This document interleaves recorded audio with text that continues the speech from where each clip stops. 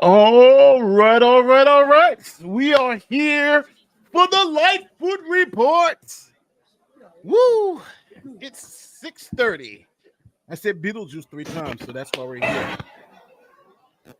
What's going on, everybody? All this.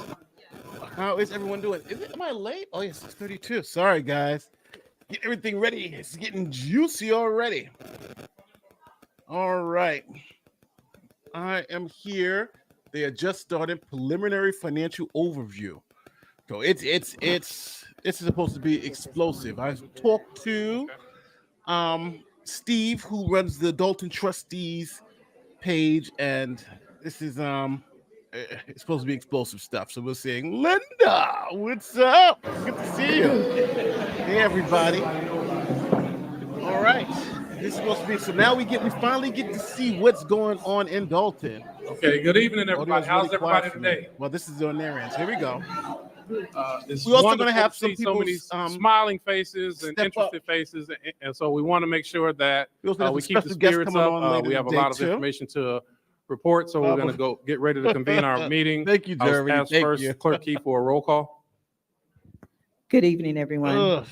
Tiffany's not here right now. Shout out from Trustee Delaware. Norwood. What's up?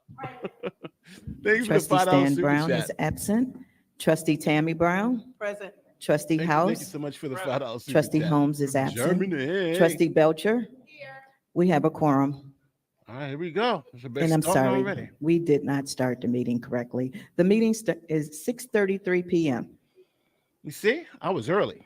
Thank you very much. 3 p.m. This meeting being properly called by 3 trustees, Trustee House, Trustee Belcher, and Trustee Tammy Brown.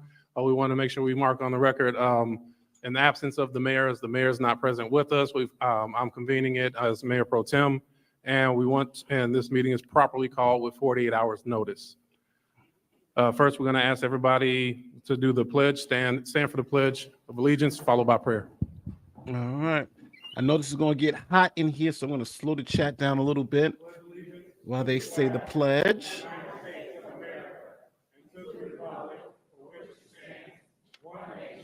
Under God, indivisible, with liberty and justice for all. I'll ask if we can remain standing, and I'll ask former trustee Valeria Stubbs if she could lead us in prayer, please.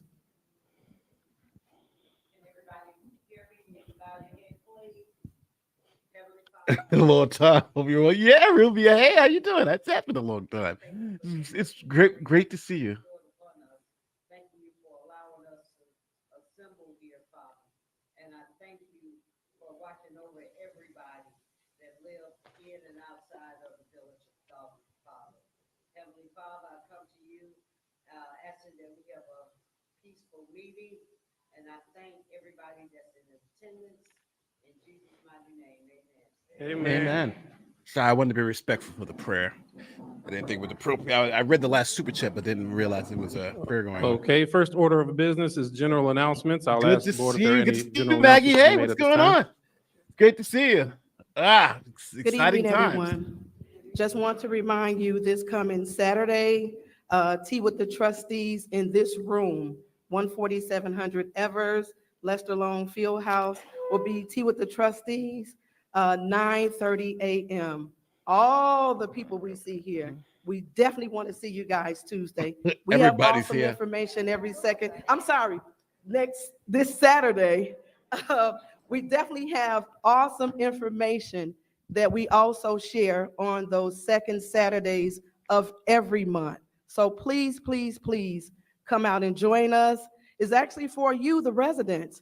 Of course, you know, in the board meeting, you don't get a chance to, it's supposed to be citizens address instead of citizens comments. So this is the time for you to come out and tell us smash what you the want like to see button. done, and hopefully we The can mayor's get not, those things she's not taken care coming. of. So please come out How we this gonna do Saturday, slide? not Tuesday, We'll look at the 9:30 a.m. documents. right here in this very room. Thank you. Finally. Thanks, Hank. Thank you, Trustee Brown. Got me live. Any Can't wait additional for comments from the It's gonna be board? crazy. This is crazy tonight. May I be recognized? All right. Good evening, everyone. First, I'd like to say thank you all for coming out. As everyone knows, this information tonight everybody has been waiting on.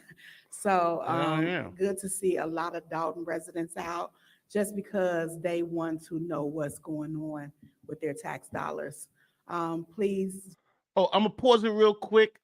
The trustees that you see there are actually running for mayor of Dolton to try to unseat Henyard. The link in the description is a link in the description for their campaign. So anybody who wants that, we always talk about if we had a chance to help people and change the world, you literally have that chance because this is a small town. So they're raising funds to run. They're running the campaign against Tiffany Henyard, and they need our help. They need funds. So we've been watching this for a year. I'm donating. And I'm asking everybody to donate. I get not a dime from anything. This is for their campaign. The link is in the description. Hopefully, if you guys just, I've given a lot of people in Dolton a lot of crap for voting this woman in. But now they're trying to do the right thing. And if we can help them, we should. So please click that link in the description. But let's get to the fireworks because I'm talking too much. Just give Mayor Lightfoot the respect. It's a wealth of information based on what was just given to us. And once we intake this information, please. I've just seen work some with of us it, and on our next it's a little steps, crazy. whatever It's we crazy. get. I You guys are just gonna be want, shocked. Just let everybody know that Make the at town this is more time, than if that we heard. anyone was in need Yes, on Monday, yes. you guys see that we are in a financial crisis. And I want you to trust your trustees that we are working for you. Thank you. Thank you very much. Thank you so Trustee much. Norwood. Thank you so much. Mayor Pro Tem, may I be recognized? Okay, I take this, yes. Hello, everyone. Happy Thursday. I would just first like to say that I am so happy to see everyone. You all know what they say, a family that stays together, a family that prays together, stays together, okay?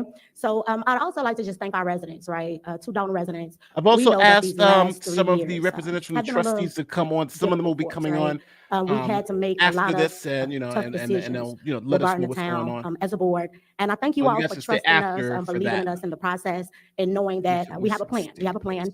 I think that these last 3 years have made us stronger than ever before. I just want you all to know that I love you guys, and tonight is a good night. One last thing, Mayor Pro Tem, we definitely want to thank Mayor Lightfoot for taking on, when I tell you, this devastating task. We thank her for taking on this task and helping not only the trustees, but also the residents. Thank you, Mayor Lightfoot.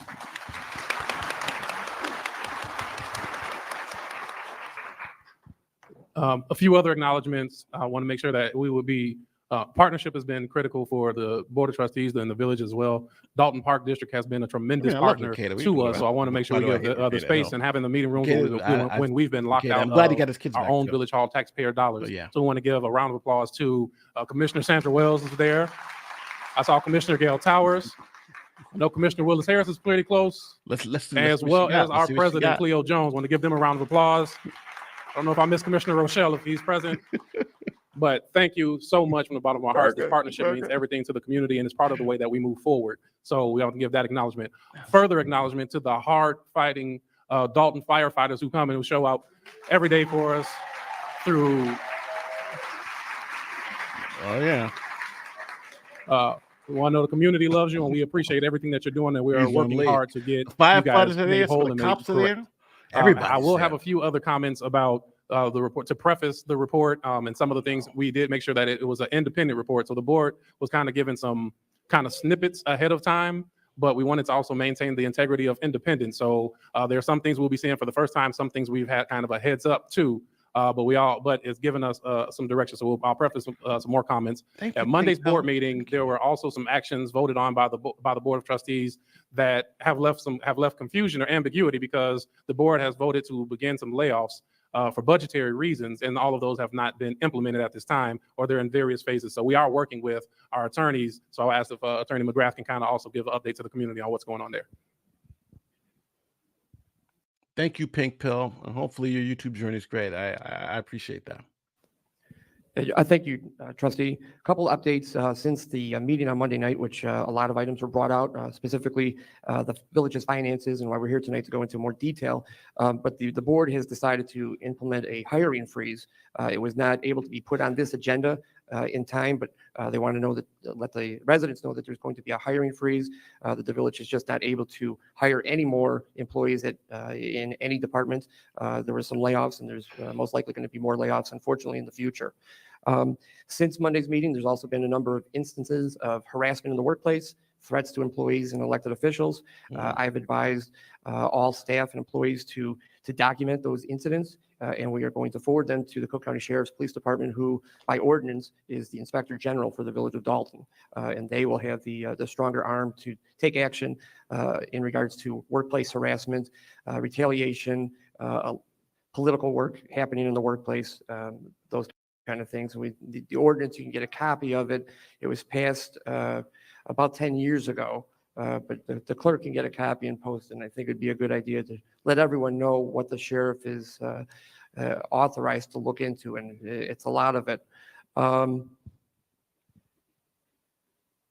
Once again,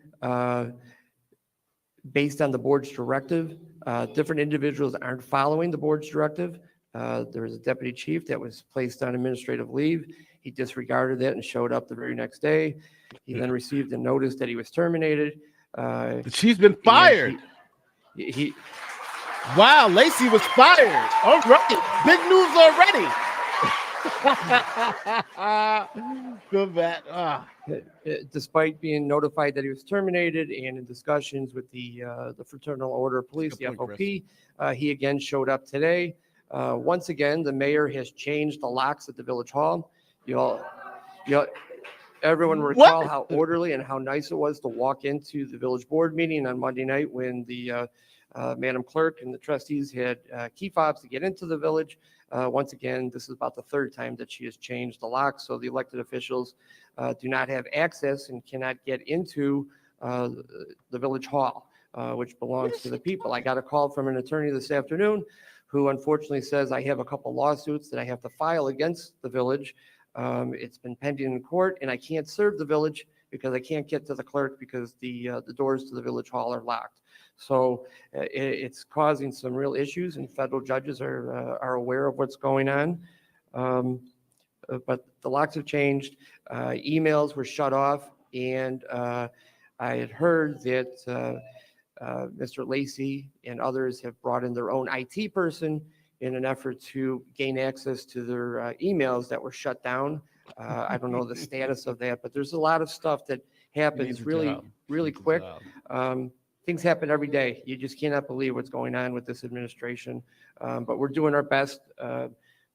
These board members are doing their best. Ms. Lightfoot has a very good presentation for everyone, and I'm sure there'll be a lot of questions after, but I think we can move on from there.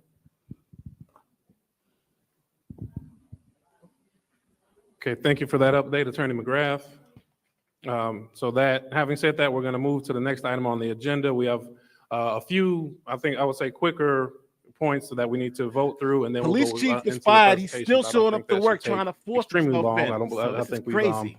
All have the opportunity to vet. They put him on these leave, now items. they terminated him. I'll Big turn it over news to the already. village clerk, Allison Key. And then she locked them all out of. Again, most of you guys know that everybody my out of minutes are Village never Hall. put on the agenda for the regular board meeting, so I have to get them approved here. So I'll quickly go through the meeting, the minutes, dates, and ask for the board's approval. So I'm asking for approval for minutes for May 6th, May 13th, June 3rd, and July 1st. I'm asking that the board would approve the 4-minute dates for minutes. So moved. Okay. Oh, sorry, my thing went out, but there it is. We're back. Sorry about that. We guys. have nothing under old business. For new business, we put on here, we are still in, this is still a work in progress, but it will be one of the things People make we are mistakes, working though. towards to move the People make village forward mistakes. as one of our solutions. We are going to be reassigning the board Where's the committees FBI? so that we can reinstitute the finance committee, police and fire, personnel committee, housing committees. So that will be forthcoming on an upcoming agenda. We're still kind of identifying, I think we have the chairs identified, but we want to make sure that we round it out with good talent. So that will be coming on an upcoming agenda. Item B, we put out an RFP for review for bids on a new towing company or new towing contract. Want to highlight that we did it in the RFP format, so that way we can make sure we get the best bang for our buck. We made sure that there are two current tow companies that received the notification, as well as the notification being placed in the public newspaper. Yeah, the reason why I was commenting why the video was going on was because this is just preliminary stuff. So I'm just waiting to get to the fireworks, which is the presentation. But all right, I'll stop commenting and I'll stop the video while commenting. So sorry about that for those of you that's annoying you. For the Chicago Tribune. And at this moment, is my understanding, we have received one bid in for that contract. So we will ask, I will be asking for a motion to approve that bid. I don't know, did you have anything actually you wanted to add? Okay, the towing contract is with ENR Tow. So I'm gonna ask, I'll make a motion that we accept the bid from ENR Tow Company to move forward with this contract. And I'll ask for a second, please. Okay, here a motion and a second. Any discussion? Okay, Trustee Belcher? Before she answers, yes, the meetings are legal because the only thing you need is 3 trustees to say they want a meeting and the meeting's legal. So yeah, she's just making that up. But you can't believe anything Henyard says. Just for discussion, I know that you just stated there are two companies right now that are doing the tow. I know in 2021, when we first got in, we approved one. Speaking to that company, they stated, and I'm waiting on a copy of the contract, that their contract is to 2026. So moving forward, even with a vote on this new one, will they still be towing for the village because we have a current contract? So this proposal would be for them to be the second company while we review their contract. I will say the reason for this RFP going out are numerous complaints that we're receiving on various pricing being done for individuals being told for one day at 500, 700 and fluctuating rates. My concern being that they're violating their contract, is not benefiting the residents of Dolton. And we wanted to make sure that, we have consistency in the towing fee, and we have a company that's willing to work with the administration as well, and most importantly with the residents. I did highlight or note in the bid that was given, it was a fee for the first day of $225, $25 going back to the residents of the village of Dolton for each tow that's going in there, and they promised to be good community partners. Additionally, they have a tow contract with the city of Chicago, so they are a very large and reputable company. But to answer your question, because I did kind of ramble a lot of things off there, but I just felt triggered, something came through me. The reason was because of contract disagreements. At this moment, it will be 2 companies, but as we review their contract, it may go down to 1. Okay, I just wanted to make sure that on record, because we don't want any pending litigation until we find out exactly what's going on, that they will remain in rotation until we move forward. Yes, he'd be impersonating a police officer. The police chief coming in after they fired him keeps saying he's the police chief. He's impersonating a police officer. Yes, he could be arrested for that. That's all. Thank you. So noted. Any additional comments? And I'm sorry, that's just for the tow company that we approved in 2021, because although we found out that there are 2 tow companies, we only approved 1. Correct. Any additional comments? Hearing none, I'll ask Clerk Key for a roll call, please. Trustee Norwood. Trustee Tammy Brown. Aye. Trustee House. Trustee Belcher. Aye. Motion passed. Okay, I'm gonna switch the order around quickly I'm gonna take D before C. Item D is an ordinance. I want to make sure I get the terminology. I got it. Do we have a number on there already? 24-008, an ordinance amending the village code to add the requirement of 2 signatures on check to allow the mayor pro tem the authority to sign documents. This motion is put in place. The current ordinance has 2 signers on our bank account, the mayor and the clerk, which is the rightful way. We have challenged that before and had other court proceedings. This ordinance would allow for if the mayor refuses to do her fiduciary duty to sign checks that the board have approved, it makes sure that the mayor pro tem can sign in her absence. Again, only in the absence or refusal, because we are recognizing that many cases a refusal to sign, which are delaying many projects similar to this park district and other items. So we've been able to utilize this mechanism to make sure village business continues and goes forward in the proper manner. So and this is a procedural thing that we need as we have been in communication with the bank, because at this moment, we only have, the clerk is the only person that will be authorized, which is if the mayor refuses to sign. So this gives us the mechanism needed for the bank to authorize these signatures as well. So that's the reason for this. I motion that ordinance 24-008 be approved, and I'll ask for a second. Hearing a motion and second, any discussion? Hearing none, clerk Key, roll call, please. Trustee Norwood? Aye. Trustee Tammy Brown? Aye. Trustee House? Aye. Trustee Belcher? Motion passed. This is so boring without Henyard because she's usually the Okay, one and then we're going saying all to the cycle crazy back to item C, which is the presentation and preliminary findings from former Mayor Lightfoot. I have a couple of comments. I don't know if any board members had comments too before I segue to Mayor Lightfoot. Are you gonna hold this up with comments? Don't give us no comments. Just let's get to the show here. So He's running for mayor, this so. process started and the request started because for, I would say at least up to a year, our administration, and more importantly, the residents have not had the opportunity to know what's going on financially with the records in our town. We've also looked at the investigation into what happened in Vegas, and we were not able to get answers. While we are aware that there are FBI subpoenas and a probable FBI investigation, we feel and felt the need for some answers that the community deserves, that this board deserves, and that in order for us to be on solid footing to make a plan. From the pieces that I've seen, it mirrors exactly what we knew, is that we are in a dire financial. Tiffany's not been suspended. The police chief has been fired. He was suspended and now he's fired. But Tiffany's just not there, so. Position.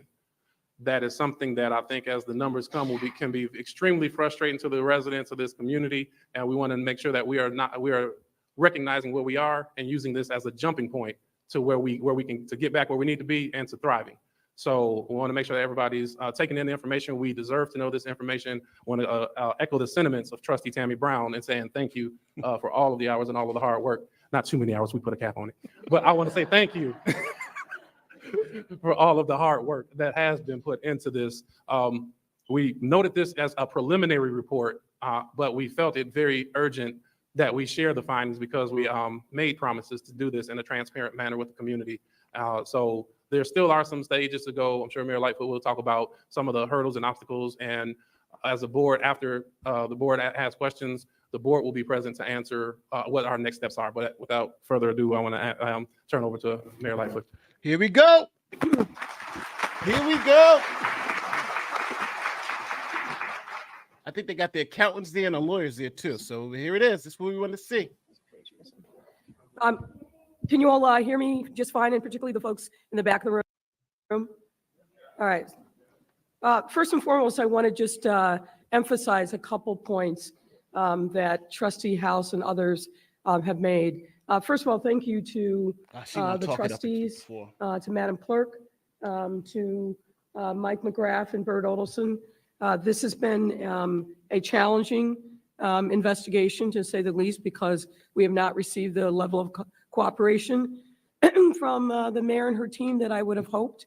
Nonetheless, we've had, I think, a breakthrough that's allowed us to be here in front of you today to give you the information that I know that the trustees for sure and the members of the public have been seeking for some time. But I do want to emphasize this is just preliminary. We have more work to do, but as Trustee House said, we believe that it was very important to come before the members of the public so you would have some context for what the current state of your finances are as city government. As has been alluded to, I think there's going to have to be some tough decisions that are made, but you've got to make that with as complete a set of information as possible. And that's what this presentation is intended to do. Our work is ongoing, and we expect to finish with in expedited fashion. But as I said, we wanted to get to you as quickly as possible. A couple of points just so we're all, I'm not an accountant, and I suspect many of you in the room are not, but we will be covering some accounting terms and wanted to just make sure that everybody had the same basic level of understanding as we go through these slides. We're going to talk about how the Village of Dolton handles its accounting system. We'll talk about in length, in detail about the preliminary assessment of the financial status. We're going to go over what we've seen as increasing expenditures since 2021, unfunded expenditures, the current cash status, credit card use. Then we'll do a summary, and then we'll entertain questions from the trustees.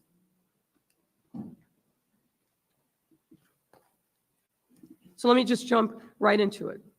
Many of you know that the village, in the same manner as other municipalities in the state, accounts for its finances using what's called fund accounting. That means, that's just a fancy word of saying the expenses and the revenues are divided up into specific buckets of dollars, and those funds are what we're going to be talking about. The village maintains 3 categories of fund: a general governmental fund, the proprietary fund, and a fiduciary fund. All right. Under each category, actually, I'm going to pass it to my colleague, Amanda, who will go into more detail about these different funds. Go ahead, Amanda. Sorry about that. So within each category, We have to talk about that. so within each category of funds, there are underlying funds that are used to account for resources that are for different purposes. The first category, governmental funds, includes the general fund, which is going to be the focus of our presentation this evening. And the general fund is what's used to account for the day-to-day operations of the village. Additionally, there are what are known as special revenue funds. These are specific funds for specific purposes. This includes the motor fuel tax and TIF money. The final governmental fund is debt service funds, where the village's debt obligations are accounted for, which is primarily the public bond debt.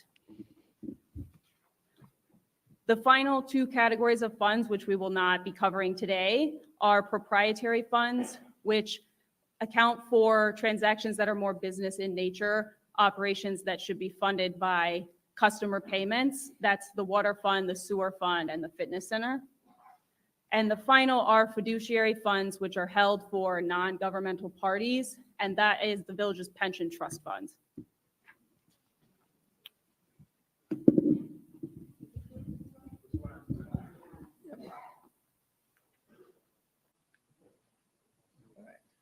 So let's jump into the specifics.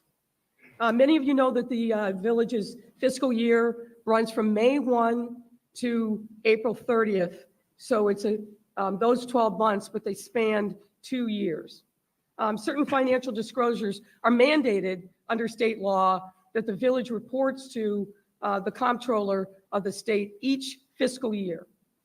2 documents that we're going to talk specifically about are the annual financial report, and you see the citation there. It's a state law, and the audited financial statements.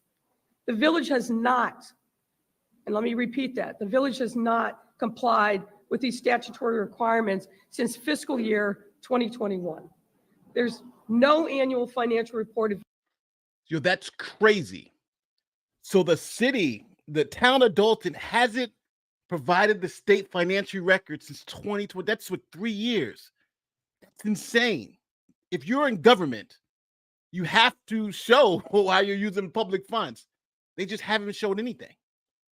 This is insane. This is crazy. How is Illinois not prosecuting her? That's like really insane. Available after 2021, and no audited financial statements after 2021. Yes. So what that means is the information that we're providing you has not been thoroughly audited by a CPA, but we do have information coming from an entity that essentially serves as the finance department of the village. Historically, from what we can tell, the village has had small or no full-time financial staff. various times, even though statutorily there's a provision for a city treasurer, none exists and hasn't for some time. There's a provision for a finance director. There's been intermittent people that have served that role, but that role has been vacant as of May of this year. And before that, the person who held the role started working part-time as of the end of December in 2023. So as you can see, given the lean or no financial staff, there's a lot of dependence upon the John Kasparic accounting firm, which is functionally operated as the village's finance department for some time. So this What is we an have accounting firm. examined are monthly financial reports from January of 2021 to May of 2024, produced by the Kasparic firm. And as I mentioned, due to the village's failure to conduct an audited financial statement, we have to caveat the accuracy of the information, but we feel fairly confident based upon lining out not only the monthly reports, but looking at bank statements that match up with the information that's in the financial reports. And we've had the opportunity to talk to some of the folks at the Kasparic firm who are responsible for managing the finances of the village, and that work is ongoing. As of May 30th of this year, the village's general fund was in a net deficit position, meaning that there is insufficient funds in that general fund. As we mentioned, the general fund is used to account for the majority of the village's day-to-day operations, including payroll and vendor payments. The village's special revenue fund and debt service fund, however, are in a positive position, but each of those funds are restricted funds, meaning you cannot borrow from one to give to the other. And that is what's causing, in part, the financial crisis. What's next you can see is a graphic that depicts where we started as of April, where the village started as of April of 22, with positive of $5.6 million in the general fund, and where we are as of May of 2024, which is a negative 3.65 million. Yo, that's crazy. In what? In 2 years, she took them from 5.6 million down to -3. That's a, what is it? That's an $8 million swing. So she's run through $8 million in 2 years. Wow. Wow. Mayor Lightfoot, if I may, Yes. That's crazy. just kind of as a summary now, just quick numbers. So in a 2-year span, we're talking about a $9 million swing or $9 million of deficit over that course of time. Would that be Yes, close sir. accurate? Yes, sir. She spent $9 million in 2 years. What the hell, man? All right, turning now to the increasing expenditures of the village. Over the last 3 fiscal years, the average monthly expenditures of the village have increased by nearly 30%. As you can see in the graphic, in fiscal year 2022, on average, the village spent about $1.9 million a month. But in the last fiscal year, that amount had climbed to $2.5 million. These increasing expenditures have not been accompanied by corresponding increases in revenue. Again, as you see in the graph on the blue bars, the revenues have remained relatively the same over that time period, around just over $24 million, while expenditures have climbed from $23 million in 2022 to $30 million in 2024. So this is it. So if you look, when she got in the office, they were spending looks like about a $1.1 million less than they were taking in. Revenue was higher by like 1.1 million. But now they're like 5 million. They're spending $5 million. Wow. She's essentially bankrupt the town. And the revenue, matter of fact, is essentially stable. She's literally you're literally saying, is this woman bankrupting this town? Ultimately, in fiscal years 2023 and 2024, expenditures exceeded revenue. Specifically in 2024, it was over $5 million more in expenditures than revenues. So what is she doing with all this money? To look further at the increasing expenditures, the table on the screen highlights the two village departments that are the main drivers of this spending increase: the General Administration and Administrative Compensation Department and the Police Department. Administrative compensation. I mean, that's checks. People been getting that money. Who do you think it is? Turning first to the General Administration Department. Turning first to the General Administration line, the increase in expenditures here has grown about approximately 47%.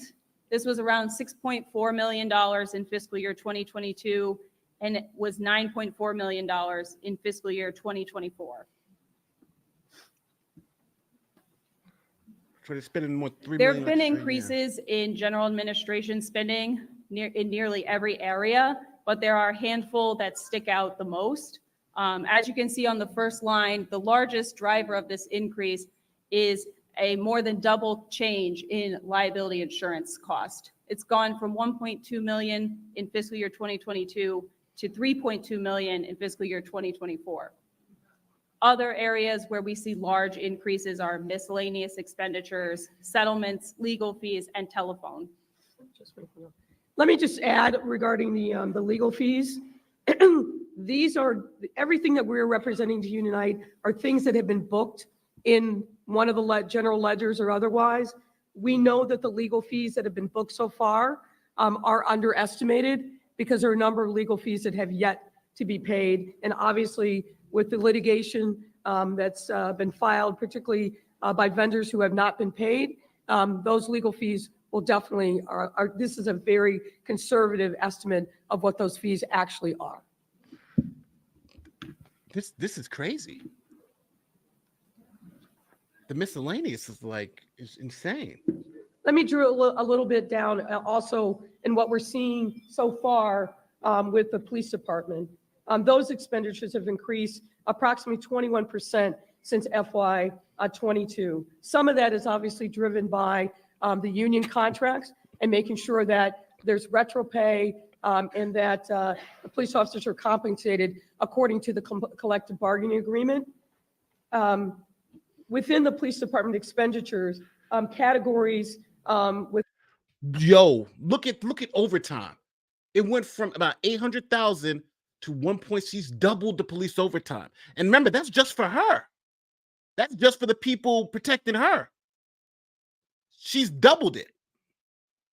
That's crazy. With large increases include overtime, other miscellaneous expenses, and I will tell you, we don't know exactly what that is, but we're working on unpacking that, contractual services, other professional services, and medical insurance.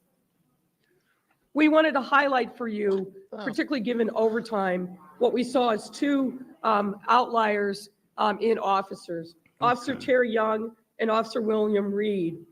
Both of these individuals in the last 2 years have earned more in overtime than their base compensation. Yo, and you can see these numbers here. I'm sorry, I gotta put this. So Terry Young was the one, he was on the news. Like if you watch my other videos, you see Terry Young. He's the one that did like 300 hours in a week or something crap like that. Look at this number. He's making more doing overtime than his actual salary, and this other guy too. This is crazy. Remember that guy was working like 24 hours in a day. It was like some insane number. Yo, this is like totally corrupt. The whole crap. Terry Young in FY 2023 earned $194,290 total, given the base salary and the overtime. And then in FY 2024, that increased to $227,351, combining the base salary and the overtime. Officer Reed for FY 2023 had a total earnings of $145,450, and in FY 2024, $192,732. We thought it also important for you to know that Acting Chief Lacey has accumulated overtime. It's our understanding that he is not part of the collective bargaining unit and has not been for some time, which under normal circumstances would mean that he is not entitled to overtime. But as you can see here, for FY22, FY23, and FY24, and we're now in fiscal year 2025, through those 4 years, he's accumulated $215,700. Yo, the police chief is taking overtime like crazy. Yo, I don't know any department where the police chief gets overtime. This guy's making almost $100,000 a year in overtime. The police chief, usually the police chief don't get overtime. I don't know any department of your police chief gets overtime. Who's approving the police chief's overtime? It's got to be the mayor. This is corruption, people. $147,000 just in overtime. Just in overtime. And she hasn't been paying the bills. Where's this Now money we're going to going? move, ladies and gentlemen, to unfunded expenditures. And this is really focused on, as we alluded to, we're going to move to unfunded expenditures. And this is really focused on checks that have been approved by the. So just to be clear, this is probably what they were talking about, where there was some issues with the police chief, because he's not even, just so everybody understands, he's not eligible for overtime. He can't get, he's a salaried employee, but he's yet still getting paid overtime. Board That's a problem. from warrant lists that have come before the Board of Trustees, but held and not sent to the vendors.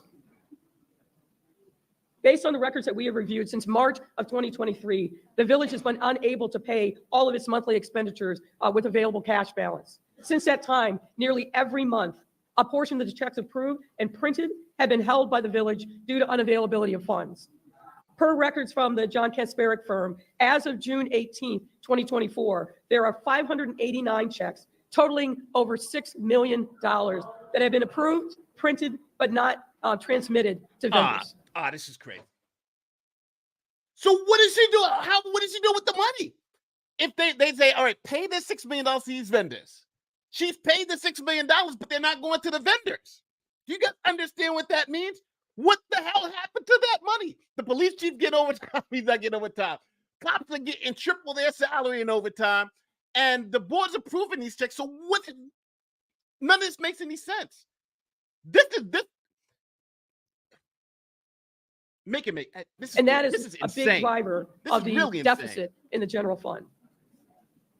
This over $6 million in held checks, I want to caution, does not account for additional monies potentially owed by the village to vendors for which checks have not even been printed.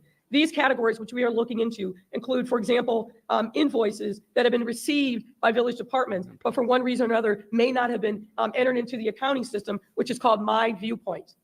These invoices could have been entered into the accounting system, but not been approved by department heads or by the village administrator.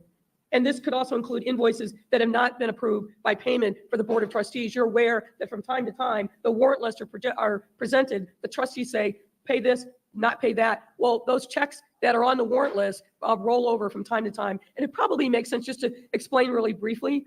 There is not a centralized repository for vendors to put their checks in electronically, or their invoices, I should say, so that it's automatically in the system. It has to be either hand delivered or sent via email. It goes to the appropriate department head. Then it's up to that department head to approve and enter those invoices into the MyPoint system.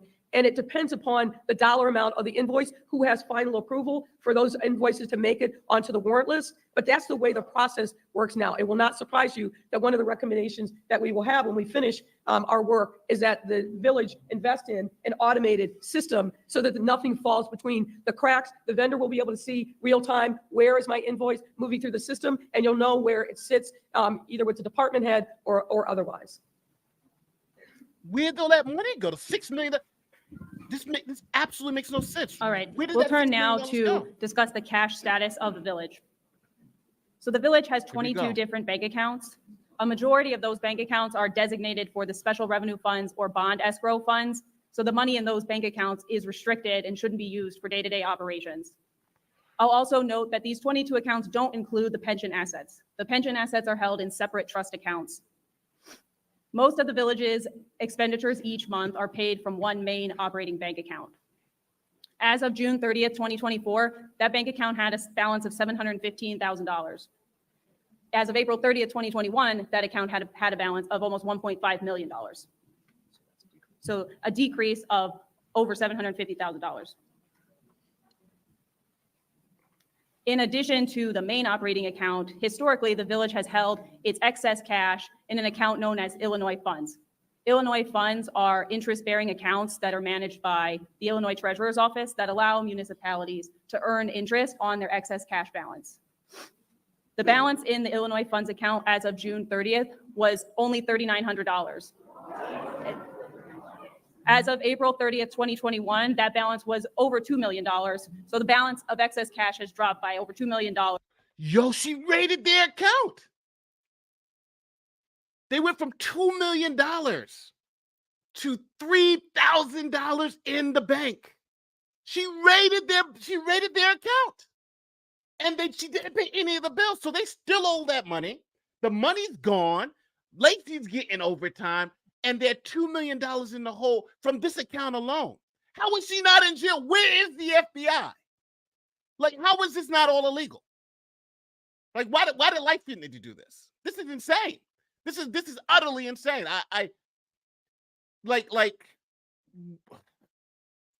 Lori Lightfoot, I gotta say, if this is crazy. I'm at a loss for words. In that time period.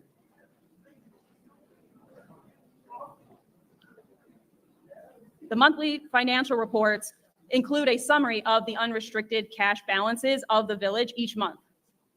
Within these summaries, the balance reflected already accounts for those held checks that Mayor Lightfoot was just discussing, checks that have been issued but haven't cleared because they haven't been sent yet to vendors. What you can see on the chart is that the unrestricted cash balance of the general fund has dropped from almost $5 million. Yes. John asked, am I really surprised? Yes, I am shocked. I'm not surprised. I am shocked. None of the bills are being paid. All this overtime is being paid. All this cash is missing. What happened to the money? Yes, I thought it was bad. This is not bad. This is outrageous. This is somebody going to jail for a long time. This is decades in jail. This is just outright theft of people's money. Yes, I am shocked. I thought it was bad. I didn't think this is worse than I thought it could ever honestly be. As of April of 2022, and it is now accounting for all of the checks that have yet to be sent, is now in a deficit position of over $5.5 million as of May of 2024. They're in a deficit of $5 million.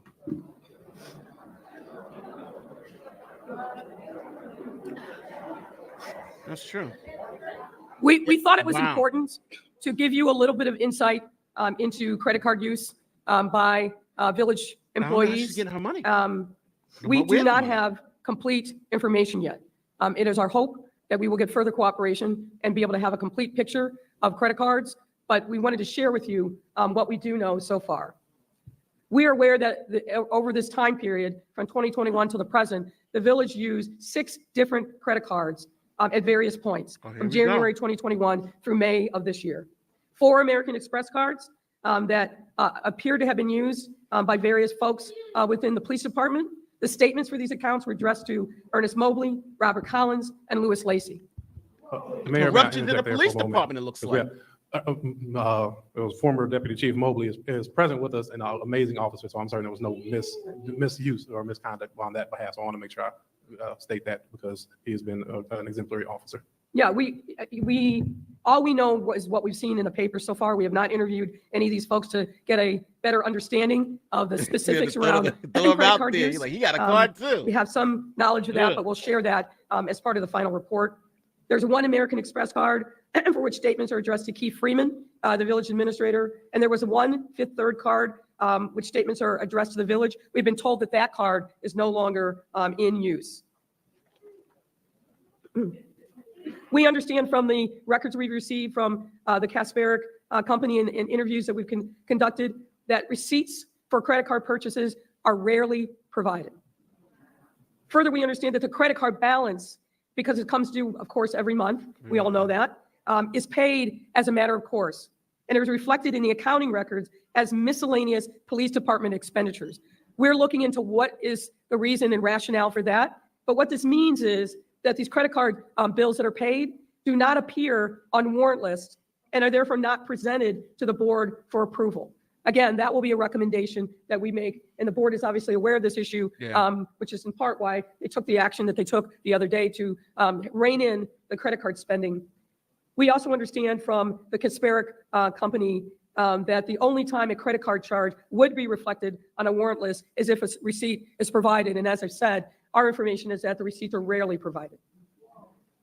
We want to highlight a couple of credit card purchases. 33,000 from Amazon. What the hell did you get from Amazon? Do you guys see that? $33,000. You're having the same reaction that we did from when we saw Amazon. What the hell? Yo, put a 1 in the chat if you ever spent $33,000 in Amazon, and there should be no ones So in in the chat. particular, we What? were very concerned to see the top 3 purchases that were highlighted for you that were booked on January 5th of 2023. That's roughly $40,000, a little more than that, in credit card In one purchases day. on Amazon in the same day. Yo, what the hell are you buying from Amazon for 40 grand in a day? I didn't even know you could spend that much on Amazon. That's crazy. Yo, Beetlejuice is getting a redemption. Put a 1 in the chat for Beetlejuice. Beetlejuice is knocking us out the park. She's coming with the receipts. You got to give Beetlejuice some love. Even though I'm not a fan of the Beetlejuice, but she's killing it right now. She's dropping the receipts. Let's give it. This is her redemption arc. Beetlejuice, you did good. You're doing good. And our understanding is that the village does not have an Amazon account. These are somebody using one of the credit cards and charging these amounts using your tax dollars. Oh my God. Did you guys hear that? So the village doesn't have an Amazon account. Somebody's logging onto their own Amazon account, charging the village's card $40,000 in a day. And that's theft. That's all that is. This is theft. This is straight up theft. Wow. Unbelievable. We suspect we're going to see, as you can see, expenditures at Target, Walgreens, Best Buy, Remember, this is a number this is of taxpayer charges money. that raise questions in our mind. Are these legitimate purchases using the credit cards? No. Of course they're not legitimate purchases. Come on. What we've also found in the credit cards, I know that there's been a lot of interest in travel, and we are highlighting here on this slide some of the travel that is reflected in the village credit cards. Birmingham, Alabama, and Montgomery, Alabama in March of 2023 with 5 known travelers. Washington, D.C. in 2023 with 4 known travelers. Las Vegas, Nevada with 8 known travelers. Jackson, Mississippi in June of 2023 with 3 known travelers. Austin, Texas in July of 2023 with 3 known travelers. Portland, Oregon in July of 2023 with 4 travelers. Central and Southern Illinois in September of 2023. I think you're aware of what happened during that time. 10 hotel rooms booked during that travel. Traveled to New York City in October of 2023, 1 traveler. Atlanta, Georgia in November of 2023, 1 traveler on the village's credit cards. And I caveat that because we will, and are continuing to look at, I'll say cross-pollination between the village and the township and the credit card use there as well. Yeah. Give it up. So let me summarize for you kind of what we presented, what we found so far regarding the finances. The general fund is used to pay the vast majority of the village's expenses. As you heard, as of May 31st of this year, the fund had a negative balance of $3.65 million. The village's general fund expenditures have exceeded revenues the past 2 fiscal years, ending April 30th, 2023 and April 30th, 2024. As of June 30th of this year, the cash on hand in unrestricted accounts is insufficient to cover the held checks valuing $6.1 million. So they're essentially bankrupt. We are in the current fiscal year of FY 2025, and the village has no budget that's been passed this year. The village's financial records have not been audited since FY 2021, and the village has not filed the mandated state annual reports since FY 2021. So where's the state? What happened to the state? So where are we in terms of next steps? Yeah. Regarding the financial information, there's a lot more work that we need to do, as I indicated. We've just recently got a lot of information in the door that is reflected for the most part in this presentation, but there are other things that we have asked for, and we're hoping that we're going to get further cooperation from the Kasperick accounting firm. Additional details regarding credit card spending and any receipts that might exist. Detailed accounting records and reconciliations, check registers, which is important. Detailed accounting of inter-fund transfers and balances. What we're seeing, and we need to really look at the detail here, is that there is a transfer from one fund, in some instances there's restricted funds, into another fund and vice versa. Additional detail, we're looking at what are the financial policies and practices in place and whether or not those need to be changed, updated, or beefed up in any way. We are continuing to look at what happened in Las Vegas. There are 2 trips, one in May of 2022 and a second in May of 2023. And as I alluded to earlier, the relationship and the intermingling of funds and personnel with Thornton Township is something we're very focused on as well. We defer to the trustees. Wow.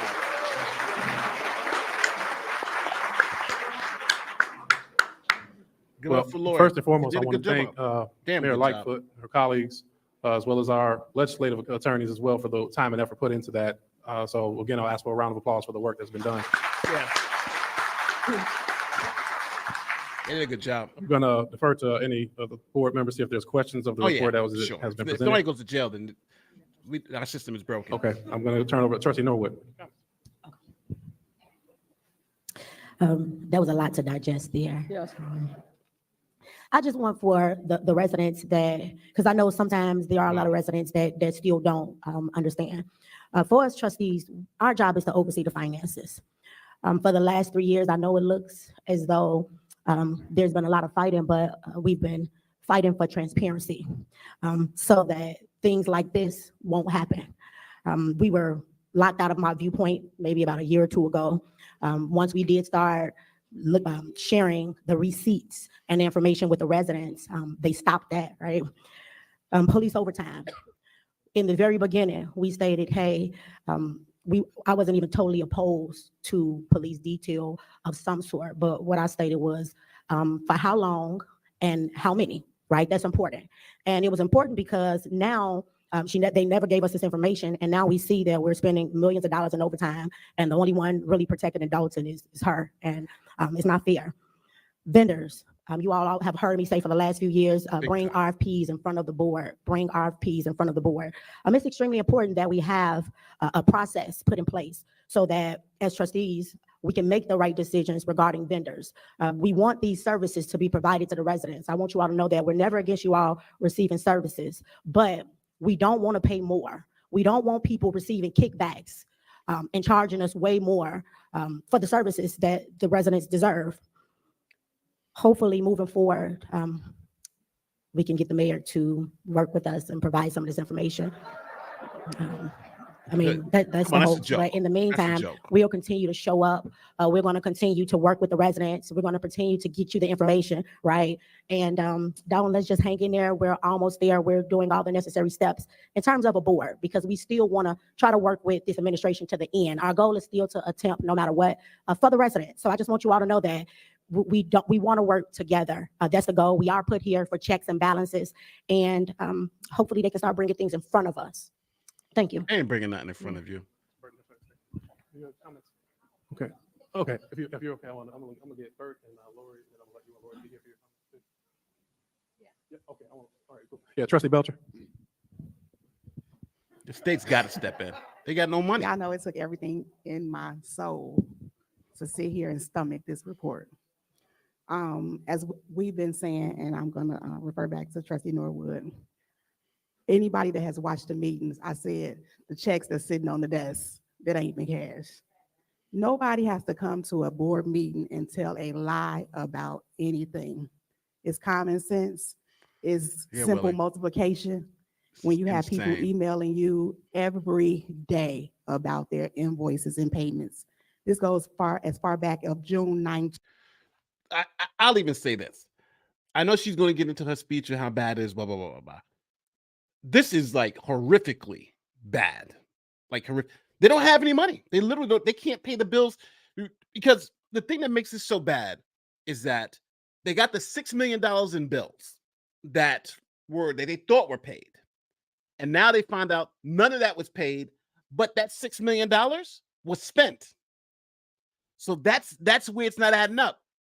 If we told you to pay $6 million in bills, you spent the $6 million. They told them we paid those bills, and now they know we still got the bills, but the cash is gone. That's a problem.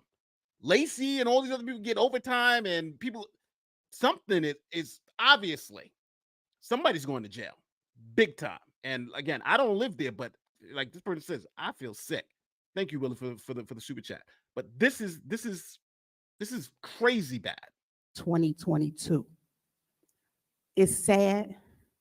It's sickening. People came last month when we got our tax bills in the uproar about the tax. Can y'all imagine when we do take initiative to even start straightening this out, how our tax bill is going to look? That $6.8 million did never come, and it was spent before deposited. It's simple math. $6 million, $6.1 million in checks sitting somewhere. $40,000 at Amazon. What a slap in the face to everybody that reside in 60419 zip code. The meeting, and Mayor Lightfoot, I'm so grateful for this information that you provided, because it takes somebody else to come in to show that we've been trying to stop this, and we've been doing minimal damage. So could you have imagined if we just sat up there and approved everything that was going on? Because she's gonna ride off in her BMW and we'll still be here stuck. We have been financially raped. Jail. She's gonna be jail. And when people rape people, they get anything they deserve. Yeah, they have been financially blanked. Yeah, she's going to tip. It's a good bet. I think. I'm Tiffany just Henyard's going to to say jail. what I've been saying for months and months and months. The Yes, bag they need to file. been empty in 2022. The bag, it was never anything in the bag, and you still could. Just to be clear, this town is probably bankrupt right now. They need $6 million to make payroll to pay the bills that they've already been paid. Those people are going to be suing. That interest rate's going to be. They're probably going to be filing for bankruptcy. That's probably what's going to happen with this town. It's insane. Continue to say they're lying. They're lying. They're lying. Here is proof for everyone to see, and even the ones who doubt us. If you don't see through this, it's nothing I can say to you. Just to answer this, the FBI, the grand jury has already been impaneled. The grand jury is the one who issued the subpoenas. I don't know what's taking them so long. Hopefully, after this presentation, the FBI is like, yeah, I think we should just make this happen. I don't know what's taking the FBI. Even last week, sitting with Mayor Lightfoot, it's a punch in the gut. As the lady said from out of town, you've been hoodwinked, you've been bamboozled, led astray, all of that. And for a person to sit there and constantly lie. Every board meeting, I don't say much because I just can't see how the girl tell all them lies like that. It's unbelievable for a person to say that and for people to believe. So we thank God for Mayor Lightfoot's being here today, her presentation. Now, if this doesn't open up the eyes to these residents and let us know what as we say, the black jobs mean black vote. Everybody tell somebody. February of 2025, clean house. There it is. House. Just for everyone who, if you guys would like to give to the campaign, the link is in the description. Let's get this person out of the office. They need your help. They got to do campaigning. They got all that stuff. The link to their Give Send Go is in the description. 5 cents, 10 cents, $1, whatever you can give. We need to help them get this woman out. Now, I want to be very clear. I will say, I think the trustees should have been pushing back harder earlier, but you can't cry over spilt milk. You got to move forward. And these people need help to save their time. They got no money. They got the $6 million for the bills are still there. The bills are still there. They got no money. The restricted money is not enough to even pay for the stuff they got. They need our help. The link is in the description. Again, if you can just give 2 cents or just anything that's going to help them get this woman out of here. Their campaign stuff is in the description of this video. Please check it out. I get nothing from it. I just want to help. I'm giving money to them. So please just help them get this woman out, because this is obvious theft and this woman needs to go to jail. But when she goes to jail, they still got to live there. So, and I don't see any way out instead of bankruptcy. $40,000 in one day on the Village's credit cards at Amazon. That's all. Not for the Village's account, but for someone's personal account. That's all you need to know. That's all you need to know. You got to. This is just unbelievable. I mean, to even sit here, even though I said last Yeah, week, exactly, Jacob. it's a stomach ache. I've been punched all over tonight. It's ridiculous to see how our tax dollars have been recklessly spent by this young lady. So definitely give us time, residents. We're asking you to work with us. We're doing our very, very best. So definitely hang in there with us. And thank you all again for coming out tonight. Okay, I'm gonna Doesn't include the also lawsuit. ask Attorney Olson to comment on some of the work that he's been doing.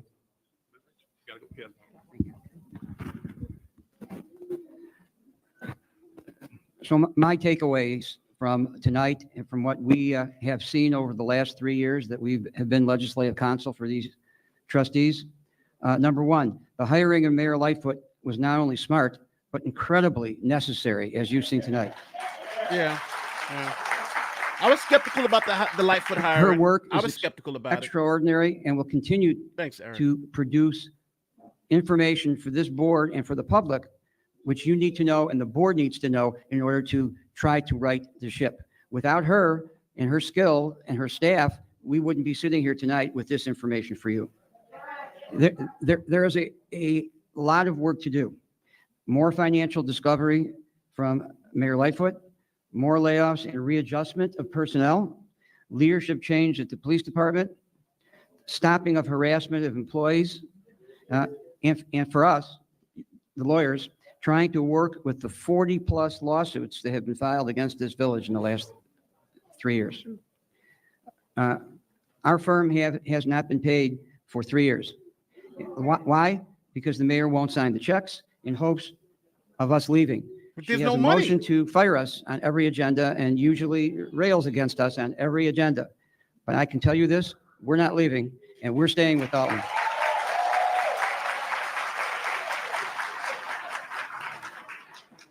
I just ask as a human being, not as a lawyer, not as a politician, that the people of the village of Dolton stick with this board of trustees because they're heroic in and of themselves. Yeah, somebody's got to do it. They've been there, so. And I don't say that because there's an election coming. You'll get plenty of information on that. But I say that because we have hard months ahead. Knowing these finances, knowing what we just went through to get some insurance for the village, which was extraordinarily difficult and incredibly costly, we have a lot of work to do to right the ship, a lot. So I want to thank Mayor Lightfoot, who I've known for many years and admired for many years, and her staff. And I certainly want to thank the Mayor Pro Tem and the trustees and your wonderful clerk who works under difficult conditions. I think this is RICO. I think you make a RICO argument here. This is definitely a corrupt organization. And who did get into the village hall today, even though the mayor changed the locks again for the third time to lock everybody out of the village hall, including the employees and the trustees that she didn't want in there. So we continue, every day there's something new. So I just want to thank you, Jason House, and the board and Mayor Lightfoot. Thank you. Yeah, pound $40 an hour. I want to highlight one comment made by Attorney Olson, Attorney McGrath. 3 years with no pay. 3 years without pay. Not many, if any other attorney would take on that walk with the board, with the residents of this community. And it seemed that every turn as things were getting worse, Bert got more pissed. So I'll just jab at him and say, you heard what she say about you? But in all candidly speaking, there is, when we talk about partnerships and what it takes for us to try to get to an end, and I'm saying this because, as you see, we have a big hole. So we want to make sure that the partnerships continue because that's what's going to get us out of this hole as well. And I want to say thank you for the service that you guys have provided.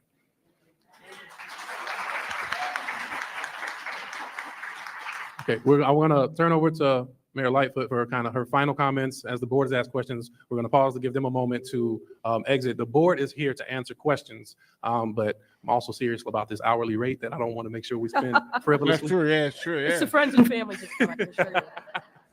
But we want to make sure all comments anyway. They ain't got no money to pay anybody. And rightfully so. The board is here, and we'll make some comments on what our next steps and our plan is, and we're here to hear from the residents after Yeah, that. I need to hear a plan. I need to hear. I just want to share a devastating. couple of final comments with you all. I know how I felt when I started seeing these numbers. So I can imagine how all of you are feeling after all this time being in the dark. And I just want to let you know that this isn't just a job. This isn't just some task. We feel this. And so we have worked very, very diligently, very hard under difficult circumstances to get as much information as we could to share with you. You may hear a number of things in the coming days, but what I can assure you is the information that we have shared, that we're putting our names on, is drawn directly from the financial records of this village. We wouldn't be here sharing this information, advising the trustees and talking with legislative council if we didn't have confidence in the numbers. There are a number of other things we know, but we aren't ready yet. We got to verify them 20 ways from Sunday. But this, if you hear this is fake news, it's not real. No, this is real. The last thing I'll say is we figured that folks would probably want to take a little time to study these numbers in a little more detail. We have 100 copies. They're going to hand out the thing. The increased insurance, well, you have more lawsuits, because don't forget they're insured against lawsuits. And a lot of times, if you don't have particular procedures and stuff in place too, that also drives up the rates. So they've been getting sued because people have been, if you fired me for speaking out, you fired me for whistleblower, and they've been paying out a lot of those lawsuits too. So I'm assuming that liability insurance has been going skyrocketing through the roof. So that's why I'm thinking it went to so much money for that. But it's still, but even without that, this bill, 6 million bills that were supposed to be paid that weren't paid, but the money's still gone. What do you do with that? Of this deck that we will leave paper copies. So after the meeting is over, you can feel free to come get them. First come, first serve. Don't worry, media. We've already shared the electronic copies with you all, so you should have that. But again, thank you. Thank you for showing up for yourselves and for your families and for your community. Wow. I'm gonna see if I can get my hands on electronic copies of the PowerPoints. I'm going to pause briefly to give put 'em your up. life with our attorneys a moment to exit, and then we're going to make some final comments from the board in terms of next steps, and then we'll open for citizens address. Yes, that's true. She knows where to find the skeletons. Well, hey, the best way to catch a crook is with the crook, right? There was a movie about that. I forget the name of that movie. But yeah, this is. I'm sorry, people. This is insane. This is next level type crap. I'm walking around. Let me go live. Let me go to the live feed. Yeah, this is crazy. This is crazy town. Let me see something. Let me see if Steve is around. Steve said he wanted to come on. Steve is he's a former trustee. He's running for trustee again, and he's going to come. But I'm still in shock. Final arc Tiffany's still to the China. I hate when people run ban of race, gender, blah, blah, blah. Yeah, but that's what a lot of people said. We wanted to hire her because she was young, she was a woman, and we didn't have a woman, and they didn't think about her being qualified. And that's it. To catch a thief. Yep, that's it. You need a thief to catch a thief, and that's exactly what they did in that movie. Tom Hanks. Yes. No, it was To Catch Me If You Can. Catch Me If You Can. That's it. Yeah, but it was To Catch a Thief. It was. The saying is To Catch a Thief, but the movie was Catch Me If You Can. Yeah. Which is Nate. Many friends of my heart. You're. Oh, thank you so much. Thank you. And hey, it's if you did agree with everything you say, then I'm probably saying stuff because I want you to believe. I want you to I want to say stuff that I'm saying stuff because I think you want to hear it, but I say stuff that I actually believe. So I appreciate that. And if I do make you guys mad sometimes, I'm sorry, but I just like to be honest. So the FBI hires criminals every month to catch criminals, yeah, especially in financial crimes, yeah, and cyber crimes, yeah, because they're behind. That's why, especially hackers too in the hacker world. So after the FBI tracks the funds, will they be able to recover it? I'm not sure if the merchandise is still there, like that. Come on, people. They were selling like what? How much from Amazon? How much was that from Amazon? In one day, $40,000 from Amazon. And it wasn't from the village's account; it was somebody's personal account.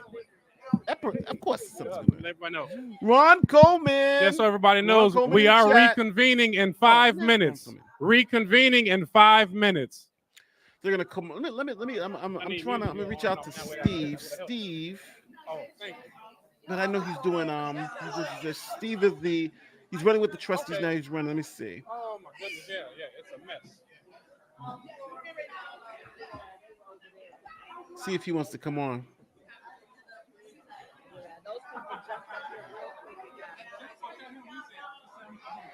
Now, also, I want to make it very clear too. If you look at the description of this video, there's a link to the campaign for the trustees in Jason House. They're running for mayor. If you can, please just go and support the trustees. If you can, if you want to. They're no one's perfect.